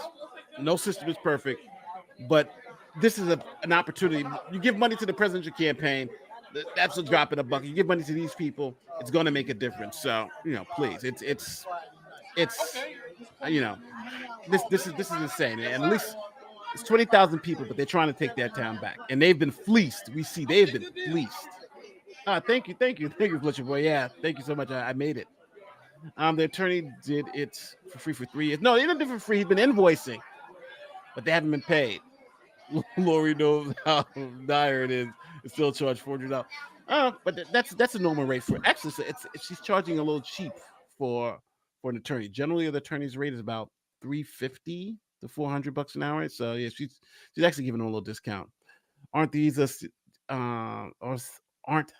still state and federal? Yes, state and county crimes. I don't know where the AG's at. I don't know where any of the state officials are at. That's the thing for me, right? Where's the state at? Where is the county at? Right? Where's the FBI? This is clear stuff. The first thing that I think is easy. The police chief can't get overtime. Cannot get overtime. So how the hell is he getting paid $100,000 in overtime? Right? That's an easy one. And let's not forget about the officers who are getting overtime for sleeping. He's working, 72 hours in 3 days. He's like, he takes no breaks. Like, obviously, something's up with that. Or the $40,000 paid in Amazon, right? It's all here. It's all here. I don't know what's taking so long. It's all here. Kim Fox is corrupt anyway, but it's all here. Question: once TIF is gone, how much will it cost to remove her and face banners? I'm not sure. That's going to cost some money. But I think the only option here is going to be bankruptcy, people. I think the only option here is bankruptcy for this town.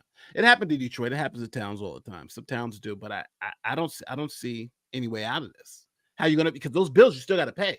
That stuff still happened. Those people still did that work. Right? How did the trustees wait so long to thought about the credit card? Should have gone. Yeah, I'm assuming, and I will say this. I do agree with this to an extent that the checks and balances, this situation is because the checks and balances failed horribly. It failed horribly. They don't have any system to be able to stop the mayor from doing it, because she was able to do this all. And just imagine the president telling Congress, you know what? I'm going to spend however I want, and I'm going to take all the money and stuff, and you won't see anything. Test. So. Okay, we're getting ready to reconvene. I'll ask everybody to take their seats, please. Get everybody to take their seats. A lot. All right. See you guys. $40,000 in a day. Next super meeting is first Monday in September. Okay, we'll ask everybody to take their seats, please. And don't forget, her relatives are on the payroll, too. Yeah. Her relatives are on the payroll. She's hooking everybody up. Maybe. But I think they're going for bankruptcy. Probably should have made a motion. Is Ron, I thought I saw Ron in the chat. I didn't. I just did a video of Ron. This should be coming out in a couple of days. You're going to be seeing Ron on the channel. Okay, good evening. Good evening. I'll ask for everybody's cooperation, please. I like that. How does the scientist freshen their breath with experiment? Where's Nikita? They say, if you guys hear me clap once. And they you know what they hear need me to clap do? twice. Hey, this thing works. Can we hear me clap 3 times? They need to have a system in place. I love the camaraderie. Where you can remove the mayor. We want to reconvene our meeting so that way we can talk about next steps. See, that's the one thing here that they don't have. They don't have a system in place where if the mayor goes out of control, you can get rid of the mayor, like an impeachment piece, right? They just, if the mayor goes wild, it's like there's nothing we can do. There's nothing we can do. They need to change their charter or bylaws right now and say, if the mayor does X, Y, or Z, or with a vote of the board, 2/3 majority or something like that, we can remove the mayor from office. They need something like that. They don't have anything like that, and that's what got them. Bad bylaws and bad laws get you what they're going through right now because they can't remove it. They tried, and guess what? It was illegal, and she's back. So they needed that. That's the first piece of legislation they needed to pass. Allow for feedback with the community, and then we can adjourn this meeting. I will say, I want to highlight one step that we've been able to accomplish in the recent weeks is our deputy clerk. In recent weeks, because of some of the diligence of the board, diligence of the clerk's office, with the assistance of our attorneys, we're pleased to announce Deputy Clerk Eris Montgomery is back in the village of Dolton, and I'll ask that she come forward. Where's Deputy Clerk Montgomery? Is she here? I did tell her she was coming. But I do want to make one point too. When the mayor, right, because since the mayor is the one that had all the checkbooks, she had all the money, she had all the credit cards and all that stuff. So if the trustees say you can't do something, the mayor says, I don't care, I'm gonna do it anyway. What recourse do you have? They go to court. That takes time, right? They're in court now with the mayor. What can you do? You can't vote her out. You can't do anything. So it's like you're stuck in a system where even if they pass an ordinance or pass a law, she can just say, I'm just not gonna follow it. What are they gonna do? And that's the position they're in right now. System where the mayor can automatically be renewed for certain things. Yes, exactly. But they don't have that system. And that's what's got them in trouble now. Speed this Dolton. So we finally, Commissioner Rochelle and Commissioner. President Cleo Jones had some announcements you wanted to make to the community of progress that is going on. So I'll ask that you join. Hello. Good evening, everyone. Yeah, it's crazy government corruption. Thank you guys for coming out to the Dolton Park District. It was a very orderly meeting. I appreciate you guys. You didn't have to go through no metal detectors. Come here to the park. Yes. So let me tell you guys a little bit, little progress that's going on. First of all, I'd like to thank the Mayor Pro Temp. I'd like to thank the village trustees for all the hard, diligent work they have done. I also like to thank our attorney, Michelle Broughton-Fountain is here. Sitting Ronnie on. Okay, let me Ronnie on. We have our Board of Commissioners, Vice President Gail Towers, is she still here? We have Commissioner Harris, Commissioner Rochelle, and Commissioner Wells, if they both are still here. So the progress that has been made was, we've been working very, very hard to improve. Don't forget to sub up to my boy, Lawyer Ron Coleman. If you do Ron Coleman, you go to the bodybuilder, Lawyer Ron Coleman. This is my personal friend, great guy, hell of an attorney. He's got a YouTube channel. If you click his name and the link right there, go to his channel and give him a subscribe. You'll love his content. He does fabulous interviews. Don't forget, check out my boy Ron Coleman, the lawyer, not the bodybuilder. Our parks throughout the Dolton community. And we've been getting a whole lot of obstructions, getting that done by getting the proper permits put in place to get this done by the village of Dolton. So we finally, after many, many years, after several years, but not several years, but after years of trying to proceed to get permits to get a project started, a reconstruction project started at Blackstone Park, located at 146 in Blackstone. We finally got the permits put in place. Finally.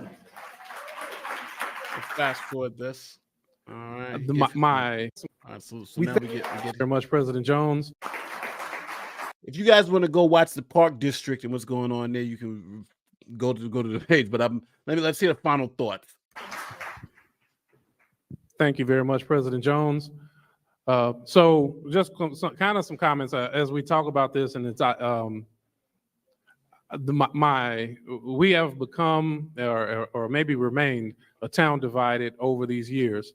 So I want to make sure that we're focusing on what happened only by way of knowing what not to do to repeat our past failures, what we need to do to overcome or put safeguards in places and strengthen policies and procedures. In some cases, in many cases, we've had the policies and procedures on the books and they're just not being followed. But through persistence, and I'm going to say persistence not only of this board, but many Dolton residents. So I want to ask that you give yourselves a round of applause, because without the many people that come in week after meeting after meeting, stating what's going on and saying, as a resident of this community, I'm not happy. And we've been termed in many ways as kind of a ish show, and some other expletives that are not favorable. That's not what we want for our community. I do have to say that in any town, when the numbers look that bad, there should be some noise. There should be some outrage. There should be some frustration. To that end, we want to start now working towards resolve. And that's what this meeting is about, is getting to the bottom of what's happening so we can start having our plans moving forward, and we can bring back order to Dolton and order to our finances. With that said, some of the things that we have implemented, we've already implemented credit card freezes. And I think the biggest component of us, and us being the board, us being the residents, us being this community, us being the media, exposing, is that it's made anybody leery of taking more missteps in the future. It's gotten the administration and many people in it to give us the cooperation that we've deserved for many, many years. So while I'm frustrated at what it took for us to get here, I'm pleased that we can start to see the end of the road, and you can see things like the Park District getting their permits. We can see that we have a deputy clerk back. We can see business licenses coming back to this community. This board has remained diligent. This community has remained diligent, and we will continue this until we get back to where we deserve. There will be a hiring freeze. The board has already made the announcement that we are going into a hiring freeze that will be voted formally at our next board meeting. And as we see, it's necessary. I don't want to scare employees by saying that there are layoffs needed, but there are tough decisions that have to come when this budget, in this upcoming budget, that we are overdue on approving. So the next big step for us is we want everybody to watch out for the budget process, because it will be coming very quickly. We will make sure it's done transparently and have open discussions, and we will have it with the department managers, so that way we can identify what the cuts mean in terms of service. Wow. We will implement a travel policy, which is overdue and much needed. And sometimes you think that things are common sense, and you're like, why should we have to have a policy for it? But so you have to do what you have to do at many moments. And I think it's important that we note, where we have $6.1 million of checks and vendors that are out there, we want all vendors to know that we will be contacting them, and we fully intend on taking care of that debt. And we will be working with them to make sure they are made whole, because they do not deserve to be in this process as well. Yeah. So with all that's those tough, things though. being said, that kind of gives a snippet or overview. We could talk more through it at Tea with the Trustees this Saturday, 9:30, Dolton Park District. So having said that, I'll see if any colleagues on the board have any comments, and if not, we're going to open for public comments. Oof.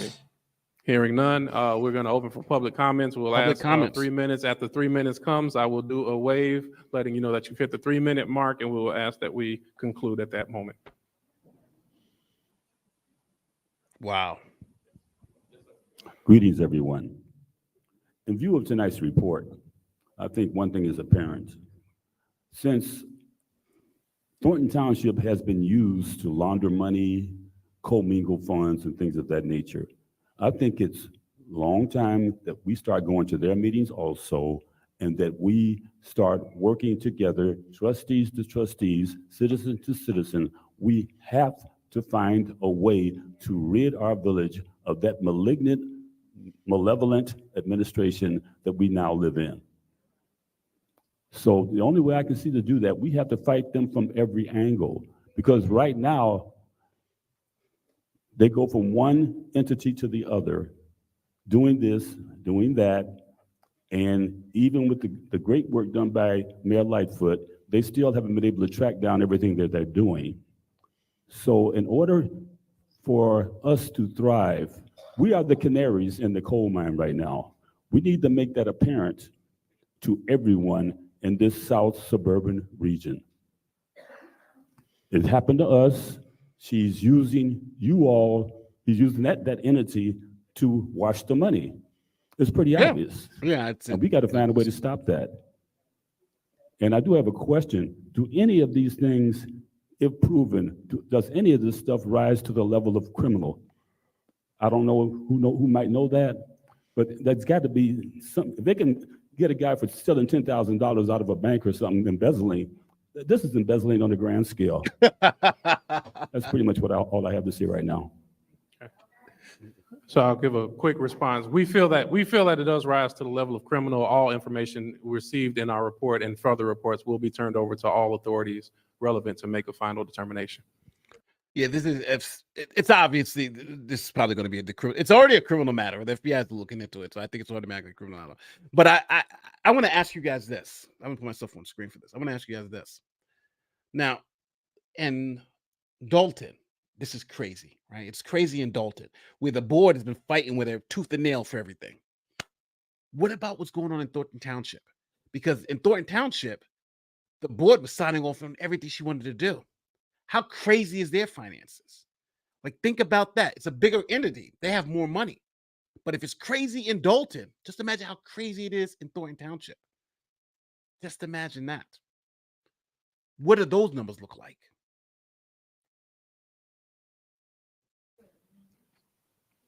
I'm so accustomed to public comments. So this is to every resident of the village of Dolton that is here and not here. This is to let you know, this is not fake news. This is real. Yeah. And to all the residents that seem to think that this is not real, you need to get a copy of this. To all the residents that think, oh, she's doing a great job and she's giving this party and we're going to get hot dogs and they're giving the kids Easter baskets and televisions and CD players and laptops. That's our money. It ain't her money. It's our money.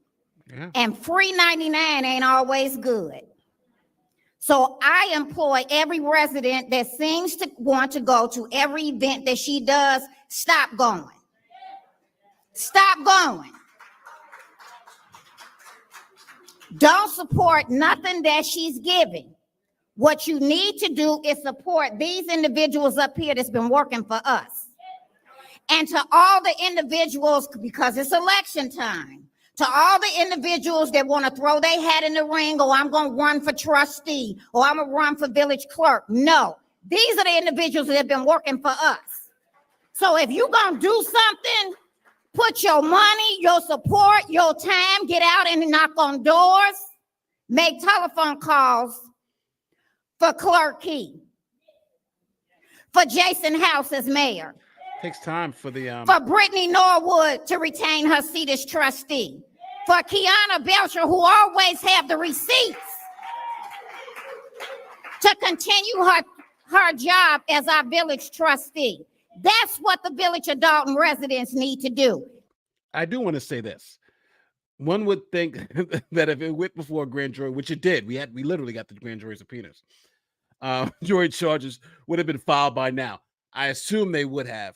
Maybe nothing came of the grand jury. If that's the case, then our system is horribly broken. I mean, unbelievably broken. The state, the county, and the feds.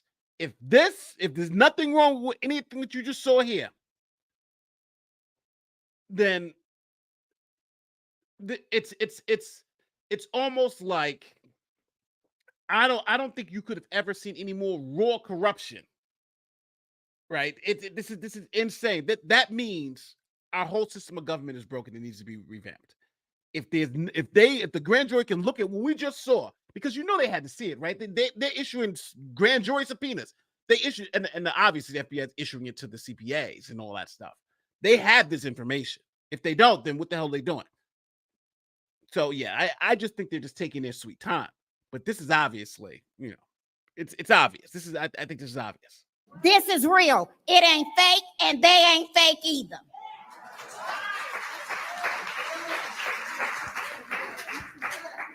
Greetings, residents.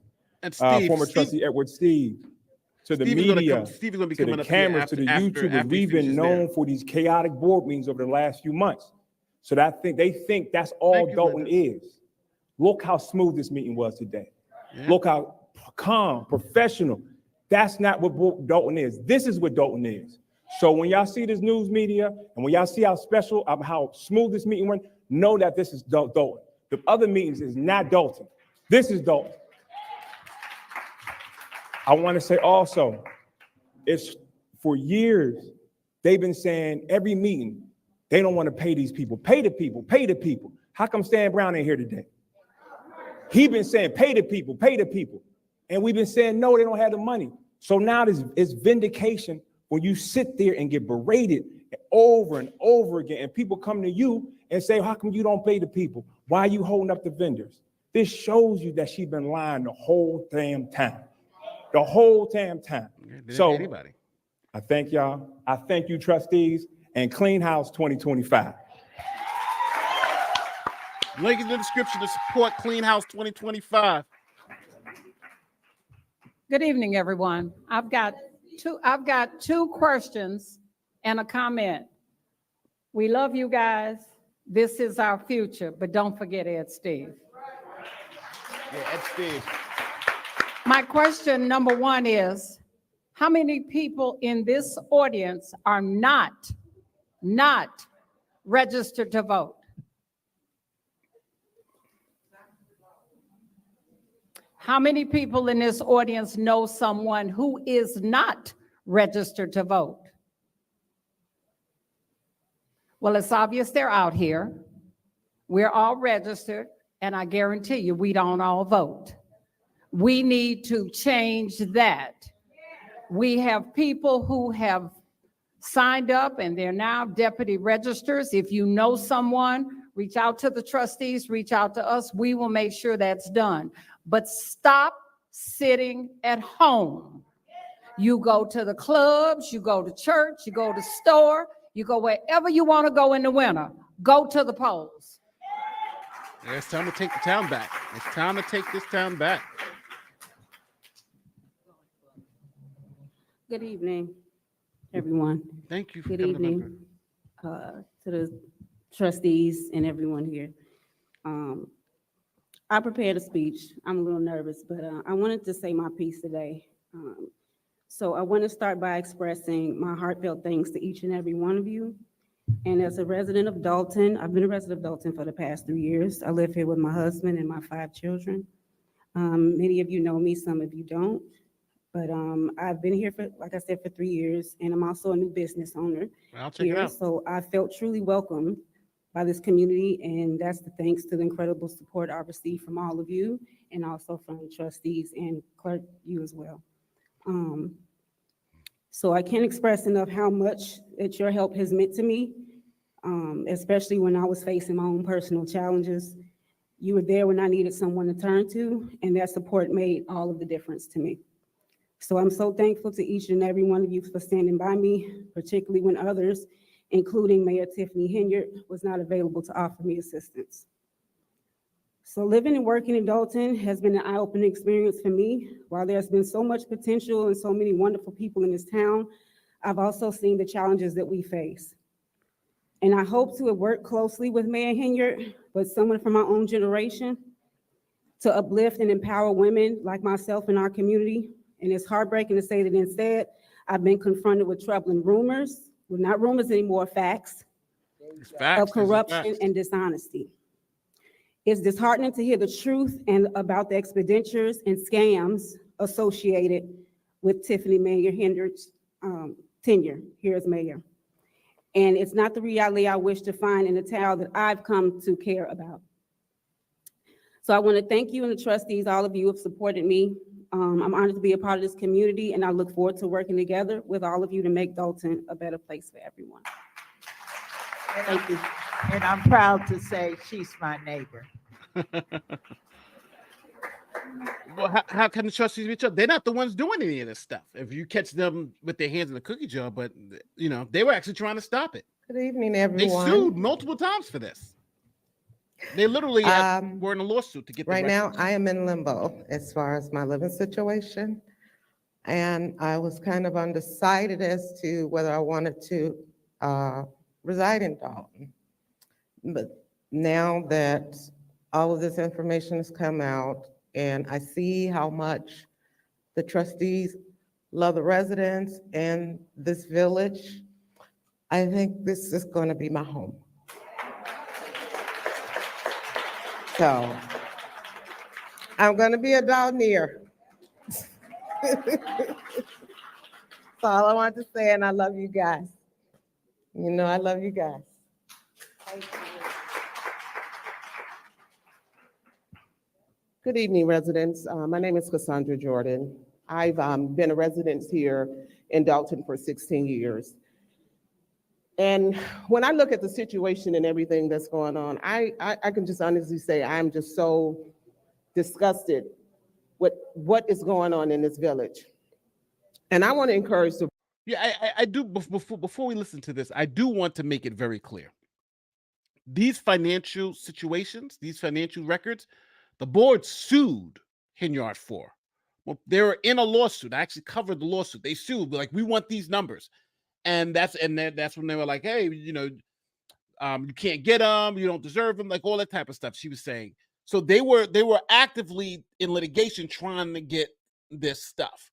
And then Lightfoot, they hired Lightfoot, and Lightfoot was able to get it because people were like, she didn't have a subpoena power. But Lightfoot did something different. After she got authorized, she went straight to the accountants and was like, hey, listen, I got no beef. I'm not asking Henyard for them. I'm going to ask you for them because you work for the trustees. So that's how Lightfoot was able to get them. But the trustees did sue, and they've been suing to get this information. Now we essentially got it. So I do want to make it very clear. The trustees have been fighting tooth and nail for the past year to get this information, and Henyard wasn't giving. But then, like I keep saying, if they're asking for it and she just says, I'm not going to give it, what do you do? What do you do? The state wasn't helping. You see the local county wasn't helping. And now look at the feds. The feds are still, they still trying to find what's going on. So what do you do? voters, because I've come to the point that I don't just vote because you're just Black. We have to start doing our due diligence and start researching the people that we actually cast our votes for. We can no longer just take handouts and because you're my favorite or because I like you. We have Now, when I say this, when I say we can't vote based on DEI, I mean, oh, we hate you. They're saying it. The people in Dolton are saying we're fed up with DEI. They're saying it. We voted for him because, he's Black. We can't stop this crap. Look at the town. Oh, my God. You know what? It's good to see that people are waking up in this town. They're waking up. But we got to help with people. That link is in the description. And this is what we always say, right? It's not about your falling. It's not about you making a mistake. It's about you waking up. And these people have woken up. And now I think it's time for us to help them get over that by supporting Clean House and getting them over the finish line. But they've woken up. And that's what she just said. I'm going to rewind it back to hear her say it again. This beautiful Black woman saying, we got to wake up. This is not the way. our due diligence and start researching the. Oops, let me go back a couple more seconds. I want to encourage the voters because I've come to the point that I don't just vote because you're just Black. See? We have to start doing our due diligence and start researching the people that we actually cast our votes for. We can no longer just take handouts and because you're my favorite or because I like you. We have to literally start doing our research. And for those of you that voted for Tiffany, I'm just going to honestly say it. You might not like me. You just didn't do your research. I mean, you can honestly look at this chick and see that there was an issue and that there was a problem. I mean, when you do your research, you see, I mean, if you got a person with a criminal background, who in their right mind would have put her in position? So I say to you all, do your due diligence and just stop. Facts. This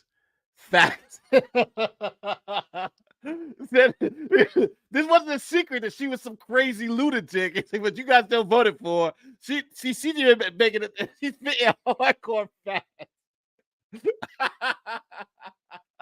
So you ain't gonna like it, but you guys voted her in here, knowing that she was a criminal, breaking into cars and all that stuff. Wow. Voting for people because they're Black. We have to do your due diligence and just stop voting for people because they're Black. We have to do our research. And if a lot of you all had done your research, a lot of this stuff would have been avoided. And I want to say one other thing too. If you notice in the media, it's all conservative media that's talking about this story, right? The local media is talking about it, but it's all conservative media. You don't see this on ABC, the national news. You see it nationally on Fox News, and the national conservative media is talking about this, but none of the national left-wing media is talking about this. Why is that? And that's because it's this protection of, oh, well, we don't want to talk about this, but this woman is telling you.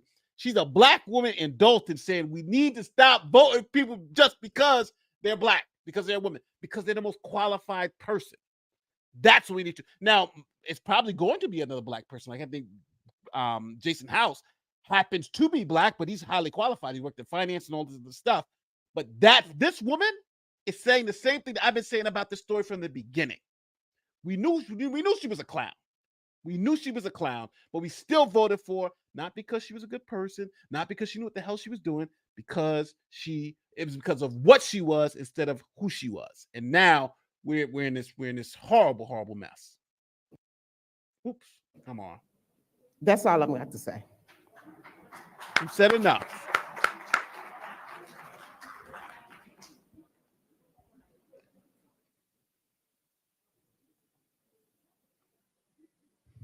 Good evening.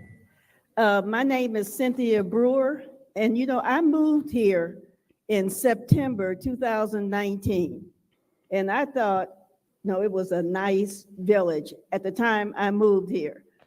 It's really ironic with all the stuff that's happening, and I just bought my house. It was nice. I couldn't just sell it and move somewhere else. So I am so very glad that we are getting to the point where we're getting this taken care of, because it would be a shame for somebody who just moved into the village to have to move out because of things that are happening. And what I'm also asking for is transparency. When I first moved here, I can go on the website, I can see what all the trustees were doing, and it was easy. Now it's hard because I have to follow your website and some other places. And sometimes some of the activities that you put on, we don't even know about because they're not placed anywhere for us to see. So I'm looking forward to having the website be more transparent, having the trustees' information. And also, when we do public comment, we don't get, we used to be able to get some feedback. So those things, please bring them back. Thank you.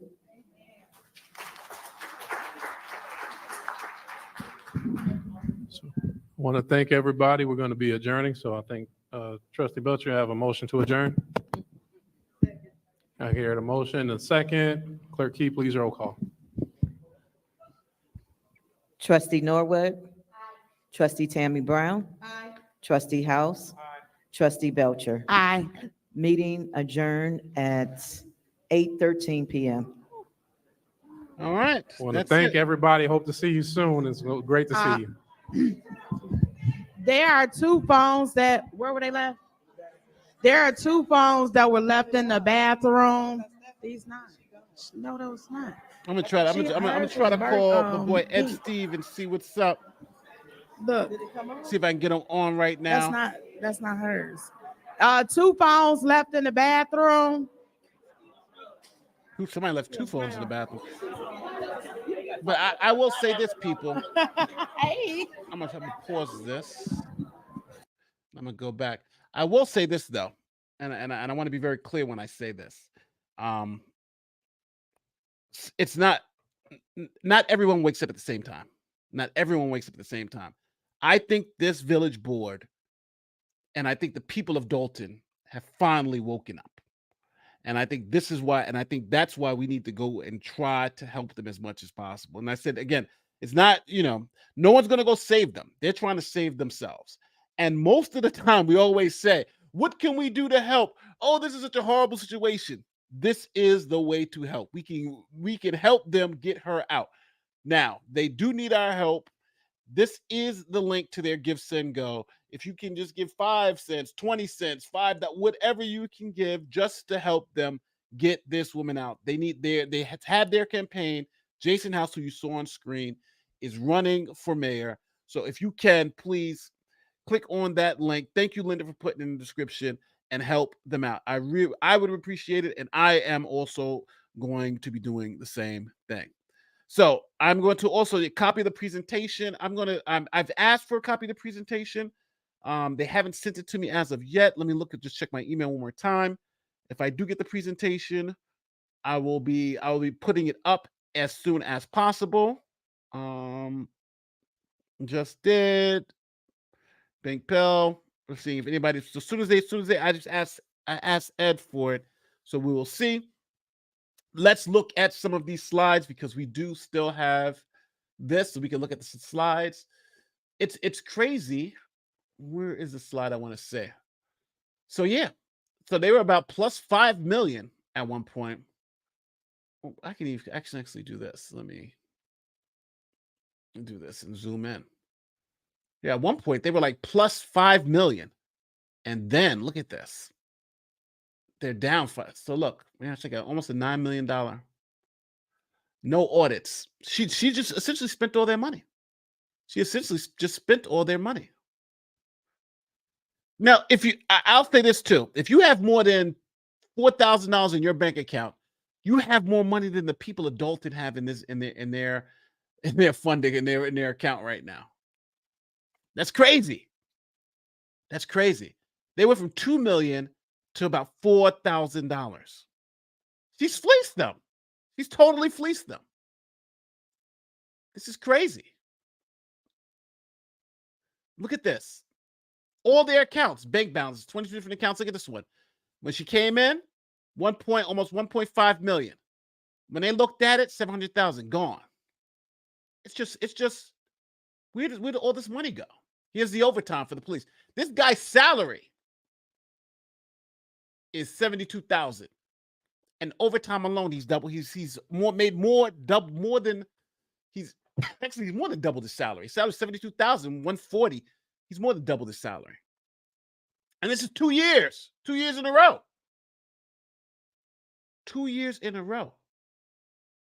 This is crazy stuff. Now let me look at the Amazon thing too. Let's look at what else is on that. These PowerPoints are damning stuff. My God. But this is what happens when you hire someone because they're black. They knew she was ignorant and yeah. You can just tell it by the way she speaks. Yeah. So if you guys see my link to my locals, as soon as I get this PowerPoint, this will be on the locals page. I don't know if I'm going to get Steve because I know he's still doing it. I'm not going to bother him because he's still doing it. But I do plan on having Jason House here next week for an interview. So he's going to be answering questions. So if you guys want to speak with Jason and want to ask him some questions and find out what's been going on in Dolton for yourself, come back. He will be on. He was on before. If you guys saw my interview with him before. So he's going to be on. I'm going to have some of the trustees on next week. So we can see if we can help them. Because I think we are an opportunity where we can really help this town. And I think they really need our help. Here is the Amazon stuff. I'm going to blow this up so we can see this a little bit more. This Amazon stuff. But look at this. Look at this. So on January 5th, 2023, 40 grand, about 40 grand from Amazon. Target, Walgreens. Now remember, this is the town's credit card. And this is what they're buying. Wayfair, so some furniture. But what are they doing? Where's all this? But there's no receipts to tell you where this money's going. Here's the travel they're paying for, commingling of funds. So their general fund has a negative balance of 3.5 million. And don't forget, they still have the checks as of January 1st. Cash on hand in unrestricted accounts is insufficient to cover the $6 million in checks held. So they are literally in bankruptcy. Well, they're not in bankruptcy literally, but they're insolvent. They don't have any money. They do not have any money. The general accounting fund. I'm just relooking at the slides. Financial, they haven't reported even. So they're violating state law. They're violating local law. They're violating the county law. Where's the local officials here? Where's the Cook County prosecutors? Where's the state auditors? Where's the state prosecutors? Nobody's doing anything. General fund day-to-day activity, special reserve fund accounts designated for special purposes, motor fuel tax. Those accounts are restricted, therefore not available. So these are restricted funds and special debt service funds designated for special debt, public bond debt, restricted. So these are the two restricted funds. The special, this is for motor fuel tax. So this is when they get the and you remember to say TIF? This is that TIFs. So these are the special reserve funds. And then when they put a bond out, those are restricted funds. You can only use those for the things that you ask for the bond for. So these are essentially loans. And then the general fund. So they don't have, so if you add all this together, they don't have enough money to pay their bills. Andrew Holmes is the catalyst for the village of Dolton. Need to tumble dominoes. Yeah, well, he's accused of blank. At least $9 million in the hole. Wow. They are screwed. They are screwed. Yeah, this is I don't see how you just don't do bankruptcy. I just don't see how you just don't file for bankruptcy now. I just don't see it. I just don't see how this is where they're at. This is where they're at. This is crazy. Well, people, we've seen the madness. Let me see if Steve has ended his Ultimately, live in stream. fiscal year. Let me see if Steve has ended the live stream. Yeah, he ended the live stream. I'm gonna call Steve right now. No, matter of fact, I'm gonna let Steve go because he's super busy over there because he still got his equipment. I went and 50 Cent. They'll probably spend it. Little Gary Chip, you being so mean. You know what? It's funny because we always say that, especially in this situation, these are Democrats and they've seen the light. Like, this is everything that my conservative friends say they want Democrats to do. You literally have them saying, we were wrong for DEI. We can't vote for people who just based on skin color anymore. We were wrong. Help us. How much do we want to take these people down? They've seen the light. They've seen the light. Now it's time for us to help them out because now I'm assuming they've made the mistake. And you see, it seems like they've cost them a lot. Well, with all that said, let me close this out. Listen, people, I want to thank everyone here for joining me. This has been one hell of a ride. My God, we've been doing this for a year. I remember when I first saw this story. This was crazy. This was crazy. But this woman is essentially just fleeced this town dry. Millions and millions of dollars. Amazon, Wayfair. They were literally using this as their piggy bank. So I don't know, if this is a hard lesson to learn. It's a hard lesson to learn. And like the other woman said, I didn't have to say it. She was like, you hired this nincompoop who had a criminal record and this, and you hired her to do all this crazy stuff. But now it's time to see the light. It struck the mic. All the black guys are saying they haven't seen the light. Anything new for the South suburbs. As a police officer, and a percentage of these black circuits is all the same. Well, I think they've seen the light. I just agree with you. I think they've seen the light. I think they have. We want Steve. Let me call Steve. All right. This still almost 7,000 you here. Let me see. Let me call Steve. I'm gonna call Steve right now. Steve. All right. I'm calling Steve. Put him on speaker. Steve. All right. Steve is ringing. We're ringing for Steve. Well, his name is Ed. It's Ed Steve, but I always call him Steve. Yo. Ed, you're on with six. We got almost 7,000 people here listening to you. What's going on over there, man? Hey, man, you see how bad these finances are. You see how she pretty much destroyed our town financially. It's terrible. You see 40,000, $30-something thousand on Amazon and some purchases. No audits since 2021. We can't get no grants without no audits. It's terrible. It's terrible. And we have to get ourselves in. Now we unfortunately, by a slim majority, She got voted in. Now in a grassroots vast majority, we got to get her out of here. So we organizing and we working. We door to door. We got to get ourselves out of this reality that we put ourselves in. Hold on, Steve. Let me let everybody know. I'm just going to let everybody know. This is Ed Steve. He's running for. He was a former trustee. He's running for trustee again with Jason House. And again, that's that link in the description, which I was saying, to support their campaign. This is hopefully soon to be trustee Edward Steve. But go ahead, Steve. So if you watched how bad it is, remember people were saying, well, Lori Lightfoot don't have no subpoena power. She got stuff that the trustees weren't even getting. So, and she still said there's still more stuff to get. But how bad the village finance and how much she spent on a security detail. Our town is 4 square miles, and she spent millions of dollars on a security detail for herself. So it is disappointing. It makes you angry when you live here, but then it's inspiring because you see the people are tired. They're waking up and they want to make a change, and that's what we're going to do. Now, Steve, the one thing I kept saying is that you guys, the bills still got to get paid, right? You guys still got $6 million in unpaid bills. What the hell's going to happen with that? Jason said at the end, we're going to have to figure out a way to get these vendors paid, communicate with them, and this money that's $1 million question right there. But we got to work it out. It's going to take some time. I mean, you realize the election not until next year, February, so we still got to survive these another few months. And wintertime is winter time when property taxes don't come in. Oh, so we're really gonna be real thin. You know what I mean? So it's gonna be a struggle, but we're gonna get through it. Well, Steve, we need.